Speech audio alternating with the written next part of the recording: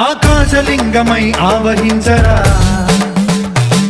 ఢమఢమఢమని డమరుక ధ్వని సలిపి జడదని వదిలించరా శ్రీవాయులింగమై సంచరించరా